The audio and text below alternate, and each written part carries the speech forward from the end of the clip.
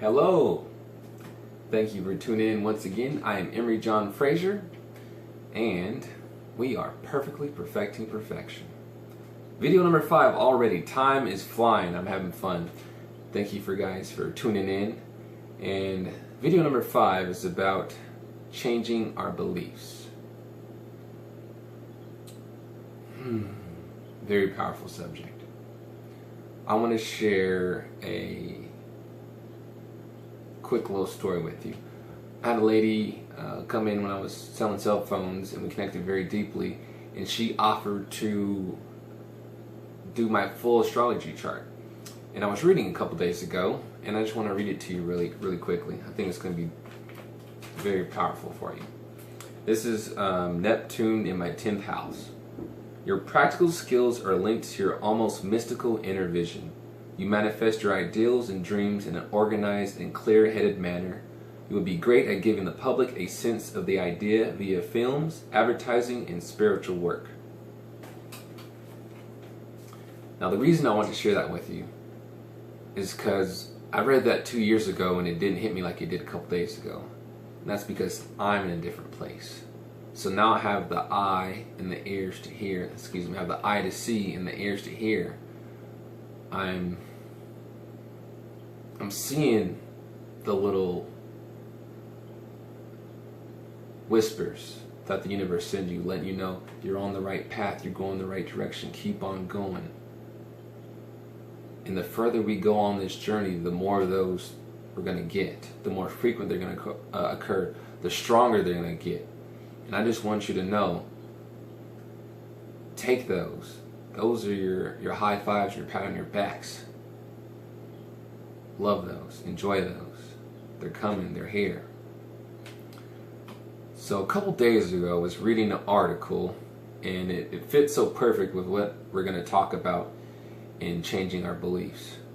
This was a 17-year-old girl. She won the lottery, and she's suing the lottery, saying they shouldn't have let her win. She's too young.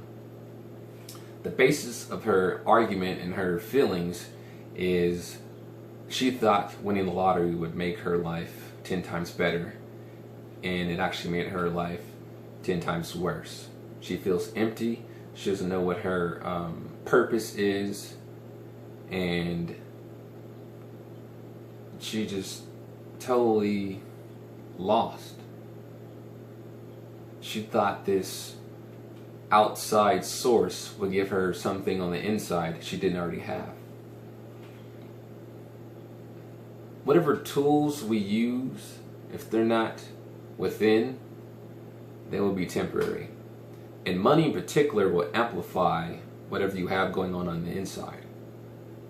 So this girl was so excited and happy she won the lottery, and then a couple months, year later, she got burned out. The temporary fix wore off. The drug, the love coming from another person wore off. The TV show, the food, whatever that outside source is will not fill that void. And she's a prime example of it. Because a lot of people say, if I only had money, I'd be okay. And there you have your proof right there. If you are your problem, you are the answer too. So, let's put a spell on you. I am thankful for this information connecting with you on a very deep level. And I'm thankful that this information has come to you at the exact time and the exact place that you need it to be. And thank you for tuning in once again. So, I want to start with the idea that this information applies in a lot of different ways. So, dis-ease. It's, when you break down the words, very two different parts. Dis meaning separate, and ease meaning balance, peace, flow. Dis-ease means there is no balance. There is no flow. There's conflict. When we attack the symptom like it's the cause of the disease, we get that temporary fix. We feel, just like the girl did, like we won the lottery for a little while. No matter if it's cancer, weight loss, or if it's more of a mental, spiritual thing like anxiety, depression, suicidal thoughts, whatever it may be, if you attack the symptom, it's only growing. You're literally using a credit card, and the interest will come due. So how do we attack it then? It always comes back to the core belief.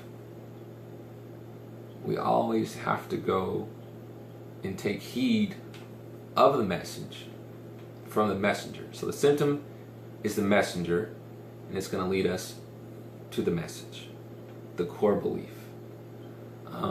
What's a good example of a core belief? Let's hear this one. I heard this one on Facebook a couple times. I've actually been hearing it in different ways, but it means the same thing a lot lately with all this energy that's going on. I'm always there to help other people out, but whenever I need the help, nobody's there for me. So the belief, when you dig as deep as possible you can get with that one is saying, I don't love myself. I'm not enough. I'm not enough to love myself, and I'm not enough to get love from other people.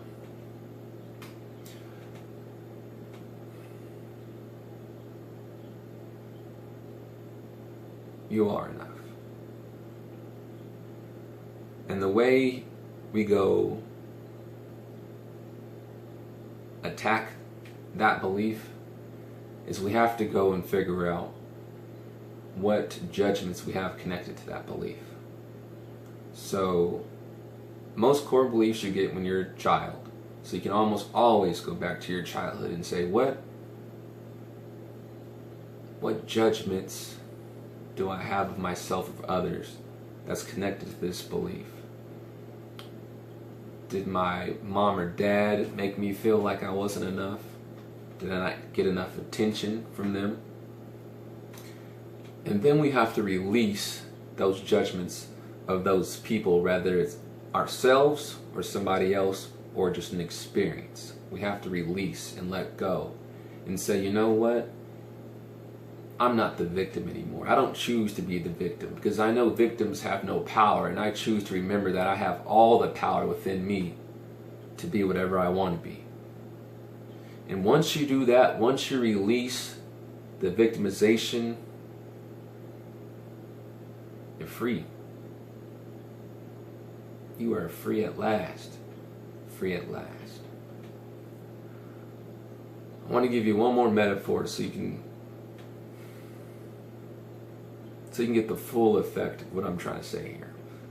Imagine you're in your car on a trip, a long road trip. And it's beautiful, it's fun, gorgeous road trip. And all of a sudden your gas light comes on. And you have a certain belief about gas. And you put tape over your gas gauge. Now you no longer have a gas problem, you would believe. Now we both know that that'll make no sense at all. There's no way you would put tape over your gas gauge and just keep on driving, because you know you're going to run out of gas. But yet we do that in so many different elements of our life. The gas gauge is a symptom. It is the messenger sending you the message that you need more gas. Right now in your gas tank, there is dis-ease. That's all it is. Every problem, I like to call them opportunities because that's the way I choose to see them. Every opportunity is simply coming back in balance. Oh, I love this one. In this spiritual journey we're going on, it's not so much about what we need to do, but what we need to release. Like the bag lady, once you start releasing all that stuff that you find out it's not really yours, it's stuff you learned Once you release those, then you become yourself. You're like, wow, this feels good being me. Where have I been? Underneath all those bags you've been holding on to that weren't yours. So, I want to break it down one more time. These 4 videos previous to this one have taught us to become aware of these signs that are coming to us, these signs that are within us. Once we become aware, then we're responsible for our actions and reactions to the circumstances. Then we can make a conscious choice of how we want to handle ourselves, how we want to see the world. And once we're aware, then we have the choice to go and pursue the belief that's causing this experience. Once we read the message that the messengers gave us, the symptom, and we take it and find out whatever belief we have, then we release any judgments connected to that belief. And once we do that, then we can focus on what we do prefer. So, for instance, for that person who used to have the belief that they are not enough, they would say, 5, 4, 3, 2, 1, I am more than enough. I am so much that I have enough to give myself unconditional love, and I have so much left over that I can give it to you. And that I don't need you to be a certain way for me to love you. You can be who you are, and I will love you unconditionally. That's it right there. That feels good to say. I want to take this one step further, which I don't hear too many people talk about. When you decide to change, you are going to come up against your reflections. Some people like to call them demons or negative. Just use negative words talking about other people. I like to call them reflections. Because when it's a reflection, then you know it's you that you're seeing. No matter the person, the experience, no matter what it is, it's just your reflection. And everything's always working out for me. So this reflection that I'm seeing right now has something for me. It's letting me know I have more opportunity within me. Once we see reflection that's happening for us, then we have the power to change. The universe is going to ask you, are you sure you want to change? Because now you're on this spiritual journey. And what it's going to do is say, okay, since you changed, let me throw an old reflection at you and see if you truly changed. So you're going to come up against what you thought you let go, and it's going to be like, hold on, I'm not that person anymore. Why am I seeing this reflection? Confirmation. You have to go and say, I'm still unconditional love. I've released the old me that would hate, despise, label you right now for what you're showing me. But I'm no longer that person. So I will love you unconditionally. And that's how you change your belief system. One day at a time, same way you eat an elephant, one bite at a time. And that is everything I want to talk to you about today. If you have any questions, please leave some comments, let me know. I'm working on getting an email so we can do a chat that way so it's a little bit more personal. Thank you for tuning in once again. And this series is not to make you a better person because you are perfect the way you are. This series is to help you to experience more of the perfection of what you already are. Have a great day. I love you.